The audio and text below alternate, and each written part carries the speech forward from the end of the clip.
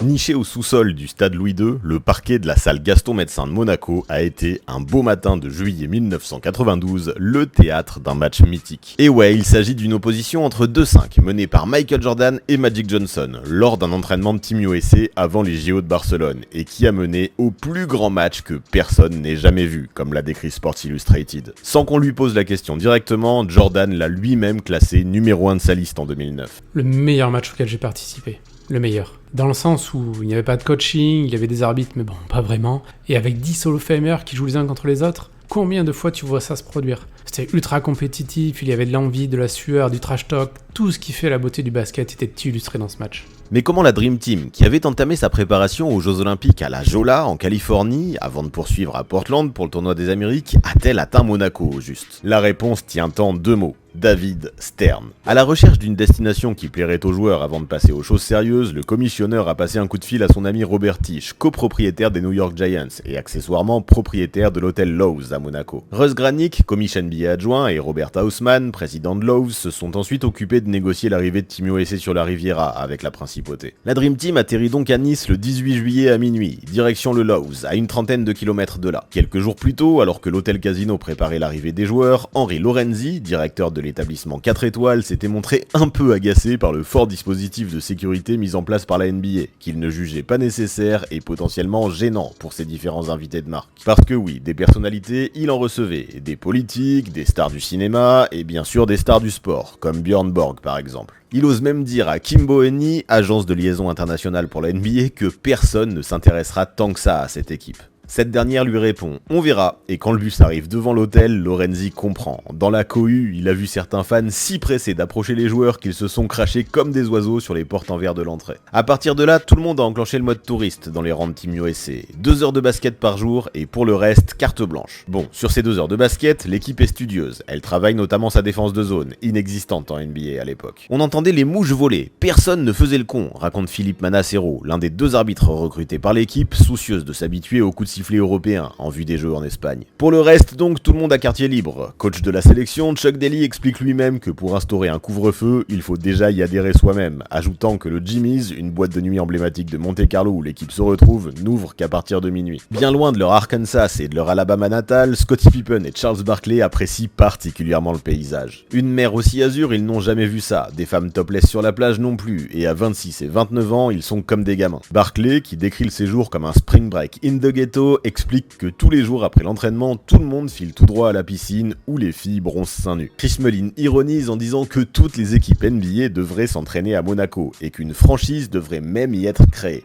Beaucoup de joueurs comme Patrick Ewing sont aussi accompagnés de leur dulcinée, ce qui donne lieu à quelques situations cocasses. Un peu gêné d'être entouré par des femmes dépourvues de haut qui s'approchent pour demander des autographes, le pivot des Knicks se fait taquiner par son pote Jordan qui balance devant sa femme. Tiens, d'habitude, il dit non à tout le monde, et là il signe. Ce que Larry Bird préfère lui, c'est se faire payer des tournées de Budweiser à 7$ la bouteille par Ewing au bar de la piscine, sur le toit de l'hôtel. Après avoir tenté de suivre le rythme du Celtic, Barkley se tape un mal de crâne pendant 2 jours et a retenu la leçon depuis. S'il y a une chose que vous ne voulez pas faire, c'est boire de la bière avec Bird, a-t-il dit. Chacun boit et mange comme ça lui chante. Jordan et Chuck Daly se rendent eux tous les jours ou presque à la Turbie, commune située environ à 15 km et qui abrite le club de golf de Monte-Carlo. Les heures d'entraînement de l'équipe sont d'ailleurs décidées en fonction de leur partie de golf. Ça joue aussi au casino, où Jordan, amateur de blackjack, a son propre carré, et au tonk, une sorte de rami, dans la chambre de Magic, souvent jusqu'à 5h du matin. Comme au casino, les habitués de ce jeu sont Jordan, Magic, Barkley, Pippen et Ewing, et puis vient le jour du match exhibition contre l'équipe de France, le 21 juillet 1992. Jordan rentre de son 18 trous peu de temps avant l'entre-deux de 20h30. Les 3500 billets ont été vendus en 15 minutes, mais malheureusement pour le public, l'engagement des Américains n'est pas franchement au rendez-vous. La France de Jim Bilba, de Stefan Ostrowski et des frères Gadou mène 8-2, puis 16-3 avant le réveil des États-Unis, qui s'impose finalement 111-71. 12 heures après le match contre l'équipe de France, et qu'importe la fatigue ou les gueules de bois, Chuck Daly réunit tout le monde pour un entraînement matinal et décide de secouer ses troupes après la perf de la veille. Les matchs de fin d'entraînement sont d'une intensité folle depuis le début de la préparation. À l'époque, il existe encore un tel univers d'écart entre la Dream Team et les autres nations du basket mondial que jouer les uns contre les autres à l'entraînement est la seule occasion pour les joueurs US de trouver à qui parler. Sur le terrain, ils ne se font aucun cadeau. À plusieurs reprises, certains passent même tout près d'en venir aux mains. Et sur les fins de scrimmage, mieux vaut ne pas tenter un tir à moins de 5 mètres sous peine de finir par terre, selon PJ Carlesimo, assistant coach. Pour les oppositions 5 contre 5 de fin de séance, Chuck Daly avait jusque-là l'habitude de procéder par conférence, pour composer ces deux équipes.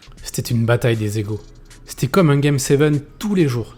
Je n'ai jamais connu quelque chose d'aussi intense dans ma carrière. Tout le monde avait quelque chose à prouver. Magic était énervé car Scottie l'avait cadenassé en finale, Drexler continuait à insinuer qu'il était tout aussi bon que Michael, tu avais Karl Malone et moi qui étions les deux meilleurs cadres du monde, et Patrick et David qui voulaient eux aussi montrer à l'autre qui était le meilleur à son poste. Mais ce mercredi 22 juillet 1992, Clyde Drexler et John Stockton, blessés, ne sont pas dispo. Avec 2 joueurs de la conférence Ouest en moins et seulement 2 arrières, Daly se décide donc pour les 5 suivants. Magic Johnson, Charles Barkley, David Robinson, Chris Mullin et Christian Laettner dans l'équipe bleue, et Michael Jordan, Karl Malone, Patrick Ewing, Scottie Pippen et Larry Bird dans l'équipe blanche. Pour l'arbitrage, c'est l'Italien Bruno Duranti qui s'y colle, à l'image de son collègue français Philippe Manassero, à qui Jordan avait lancé « J'espère que tu seras meilleur qu'hier » avant un scrimmage. Duranti va faire ce qu'il peut pour siffler et gérer le trash talking des légendes déchaînées qu'il a devant lui. Nous sommes à 4 jours du début du tournoi olympique, mais c'est bien là, sous la pelouse du stade Louis II, que Team USA va jouer le match le plus disputé de son été. L'histoire a été racontée par Jack McCallum en 2012. Le journaliste de Sports Illustrated, auteur du livre Dream Team, comment Jordan, Magic, Bird, Barkley et la plus grande équipe de tous les temps ont conquis le monde, était présent et a en sa possession la cassette du match qu'il a depuis converti en DVD. Il a même isolé la bande-son du duel pour s'en faire un CD. Et oui, cette rencontre avait été filmée et enregistrée en intégralité par le monsieur vidéo personnel de Chuck Daly chez les Pistons, Pete Scorich. Et du coup, parlons du match. L'intensité est palpable dès l'entre-deux, Ewing contre Robinson. Duranti lance le ballon en l'air, Robinson n'attend pas qu'il monte bien haut avant de le pousser vers l'avant. Pippen et Laettner se retrouvent à faire la course pour le récupérer, et c'est l'ancien Dookie qui s'impose de justesse. Il arrive à dévier le ballon vers Charles Barkley sur une passe à l'aveugle dans le dos. La star des Suns le récupère après un rebond dans le vide, pose un dribble devant MJ qui lui agrippe au passage le poignet, et monte au lay-up avec la planche. Premier coup de sifflet, Daly ordonne qu'on tire les lancers francs sur les fautes, et Sir Charles se retrouve donc sur la ligne. Swish, Team Magic 3, Team Jordan 0. Daly demande à ses joueurs de donner tout ce qu'ils ont. Jordan remonte la balle, Magic crie Let's go Blue, on y va, et Bird est servi sur le côté droit. Défendu par Laettner, il feinte la passe à Jordan dans le corner. Le poisson est ferré, Bird peut driver sur sa gauche, puis servir Malone ligne de fond, qui rate son tir. Ewing manque la claquette et Laettner récupère le rebond. Autour de Magic de remonter la balle donc, il fait signe à Laettner et Mullin d'évacuer le côté droit, et à Barkley de se positionner au poste pour profiter d'un mismatch face à Bird. Barkley n'a pas de mal à se défaire de son vis-à-vis et balance un airball. Laettner est au rebond et met dedans. Ça fait 5-0 pour la Team Magic, un Magic presque euphorique de retrouver ce rôle de leader après une année marquée par l'annonce de sa retraite. C'était comme une opportunité pour lui de montrer qu'il était toujours Magic Johnson, qu'il dominait toujours. De l'autre côté, Malone joue Barkley dos au panier sur la gauche, mais il rate un shoot facile, et Laettner, encore lui, prend le rebond. Le petit jeune s'enflamme un peu en tentant un drive ligne de fond sur Ewing, qu'il envoie valser sur la touche d'un coup d'épaule. Magic le rappelle rapidement à l'ordre, et lui dit « Ne force pas si on ne l'a pas ». Après la remise en jeu, pourtant, ce dernier tente un spin bien compliqué dans le trafic entre Jordan et Pippen. Duranti siffle, Bird ne dit rien mais fait demi-tour comme s'il y avait naturellement marché. Magic réclame la faute, et c'est Magic qui gagne. Jordan rétorque ensuite de sa voix la plus grave. C'est une faute ça? L'addition s'alourdit 1 minute plus tard, quand Barkley bloque la shovel pass de Pippen pour Ewing et file au lay-up derrière, pour le 7-0. Après, Pippen débloque enfin le compteur de l'équipe blanche sur un jump shot sur l'aile droite, après avoir fait sauter Mullin. 7-2. Bien en jambes, Barkley se ferait ensuite un chemin entre Malone et Ewing pour un nouveau lay-up plein axe. Il réclame la faute mais ne l'obtient pas. 9-2. En face, Malone rate un nouveau tir. Magic prend le rebond et sert un Mullin ouvert, qui manque sa chance. Laettner coupe dans le bon timing après le rebond offensif de Barkley, mais il est contré par Ewing et lève les bras dans l'attente d'un coup de sifflet. Magic réclame le goaltending et l'obtient malgré les protestations de Jordan. On est à 11-2 pour l'équipe bleue du meneur de jeu. Bird tente alors de réduire l'écart en attaquant Laettner, mais son tir difficile main gauche rate sa cible et son dos commence à le faire souffrir. Laettner a une occasion d'enfoncer le clou de l'autre côté sur une passe de Magic, mais manque de qualité athlétique pour monter au dunk ou obtenir la faute, et se fait bâcher par Ewing. Jordan lui crie « Dunk ça, Chris, putain !» Après un nouveau raté de Bird et malgré une bonne défense de Magic sur Pippen, Ewing marque le deuxième panier de la partie pour l'équipe blanche, 11-4. Mais content que l'arbitre n'ait pas rendu le ballon au sien sur une sortie alors qu'il avait bien défendu sur l'action précédente, Magic va provoquer la faute de Ewing sur un drive, et Malone commence à s'agacer. Il reproche à l'arbitre d'avoir le coup de sifflet facile. Ça ne s'arrange pas quand quelques secondes plus tard, pris dans un écran de Barkley, il voit Mullin surprendre Pippen backdoor puis profiter d'un superbe caviar de Magic sous le cercle. L'ex-meneur des Lakers Showtime continue à parler. « Let's go baby !» crie-t-il. Son équipe mène 13-4. On avait 8 points d'avance, quelque chose comme ça. J'ai tapé sur l'épaule de Michael et je lui ai dit « Si tu ne te transformes pas vite en Air Jordan, on va vous écraser. » Pourquoi est-ce que j'ai dit ça?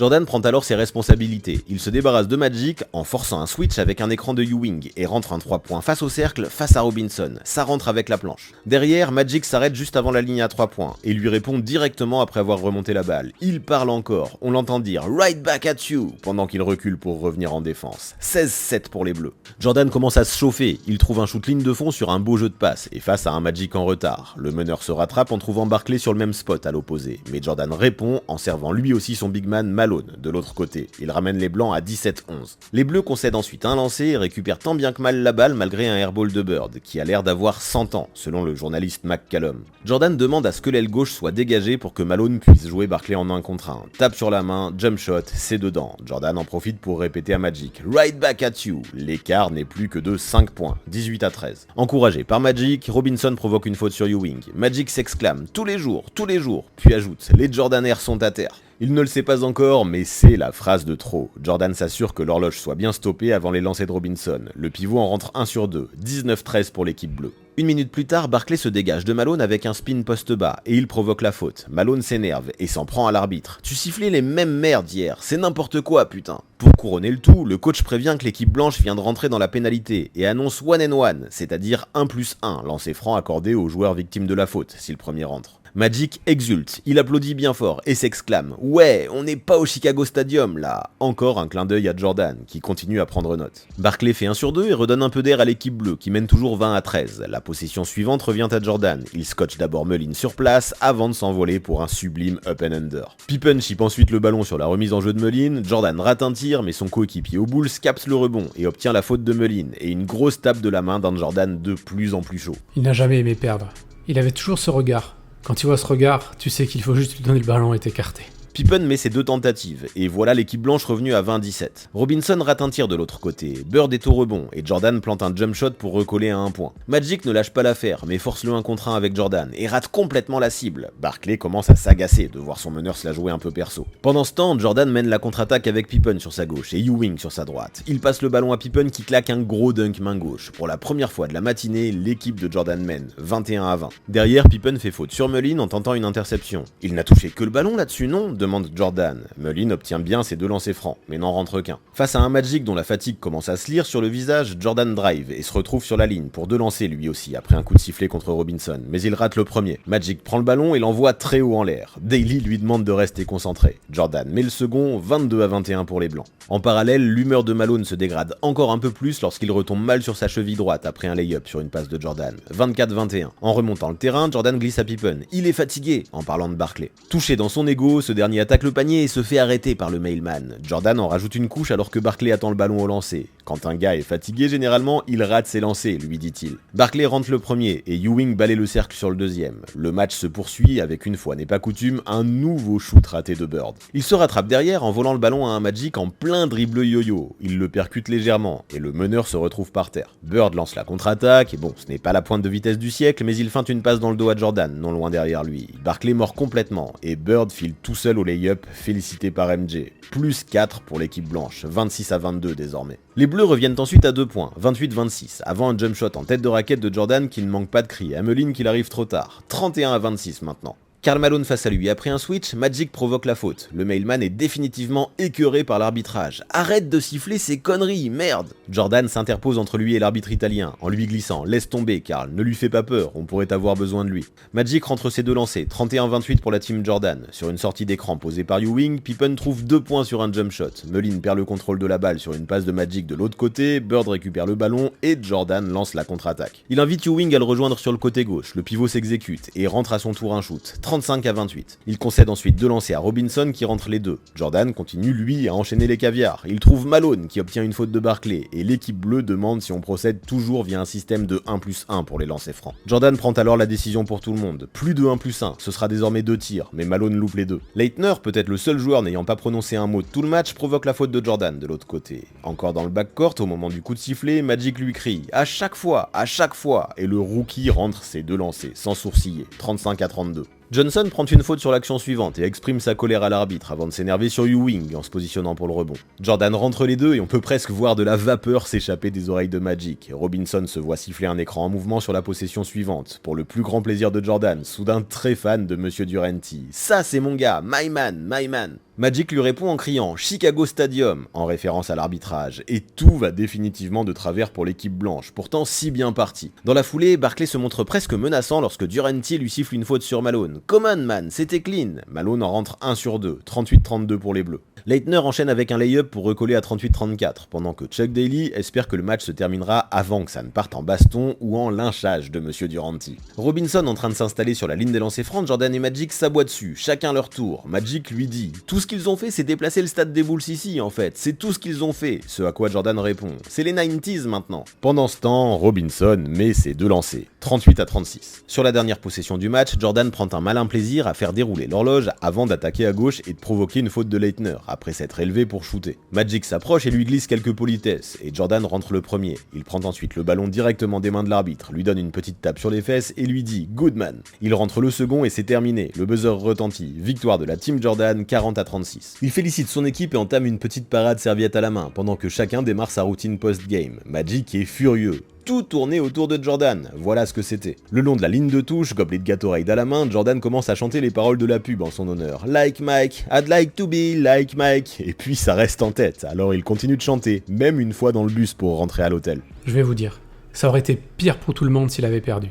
Parce que moi je pouvais lâcher l'affaire et passer à autre chose au bout d'un moment, mais Michael, jamais de la vie. Au final, Jordan aura terminé meilleur marqueur du match avec 17 points, devant Barkley 11 points, Leitner 10 points, Malone 9 points et Pippen 8 points. Aussi provocateur soit-il, il avait aussi eu la sagesse de laisser les rôles de capitaine à Magic et Bird quand Daly lui avait proposé le brassard. Magic disait « La NBA n'est pas encore à toi, je suis encore là ».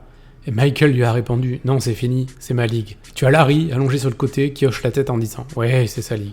Il a plus tard confié à McCallum qu'il ne s'était jamais autant amusé que ce jour-là sur un terrain de basket. Magic aussi s'en souvient comme l'un des moments forts de sa carrière. On était en train de discuter avec Larry, Michael arrive et il dit « Il y a un nouveau shérif en ville ». On s'est regardé en se disant « C'est pas faux ». Il n'y a finalement que Larry Bird qui n'a rien retenu d'exceptionnel de ce match d'entraînement. Quand interrogé dessus, il a répondu que pour lui, ça avait été un entraînement comme les autres. Ce qui est sûr en revanche, comme David Robinson l'a expliqué, c'est que ce séjour à Monaco a été un tournant dans la cohésion du groupe avant le départ pour les Jeux Olympiques 2 jours après le fameux match. La suite, c'est un tournoi parfait avec 8 succès en 8 rencontres, sans un seul temps mort demandé par Chuck Daly, et avec une marge moyenne de victoire de 43,7 points par match. Irréel. Et tout est peut-être parti de ce match.